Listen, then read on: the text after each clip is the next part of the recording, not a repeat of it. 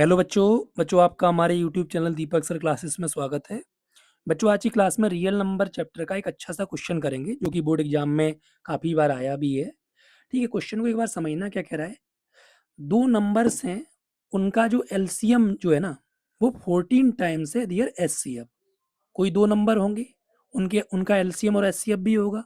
तो उसने पहले ही कह दिया है कि जो एलसीएम है ना वो 14 टाइम है उनके एचसीएफ से।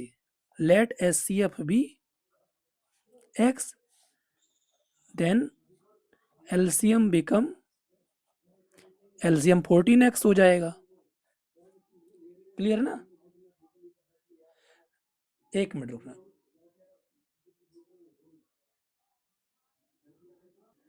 ठीक है, तो एलसीएम 14x हो गया। अब उसने क्या रखा है, ध्यान से समझना, उसकी लैंग्वेज को समझना।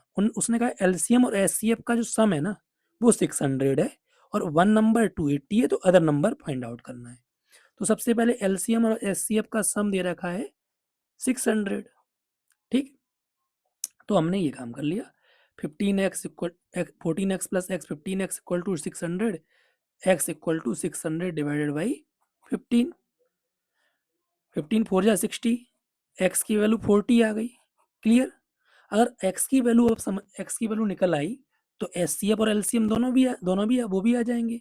S C F equal to x equal to 40, LCM equal to 14x, यानी 14 इंटू 40।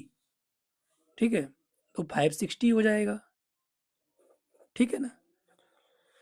समझ में आ रहा है? अब देखो क्या कह रहा है, एक नंबर दिया है, अदर नंबर निकालना है।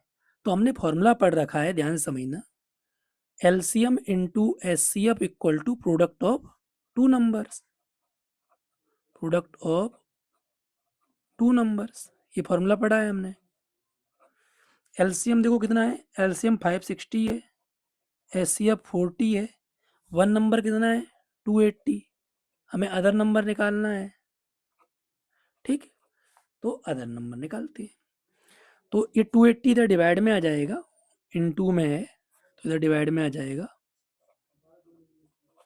क्लियर ना? इससे ये गया 4 7 जा 28, 7 8 जा 56। तो अदर नंबर जो हो जाएगा, अदर नंबर हो जाएगा हमारा 80। क्लियर ना? समझ में आ गया? तो सबसे पहले उसकी लैंग्वेज को अच्छे से समझ लेना। ठीक है ना? हमने क्या काम करा, एस सी एफ एक्स माना, एलसीएम 14x हो जाएगा, उनका सम 600 है, तो ये प्लस ये 600, यहाँ से x की वैल्यू आई।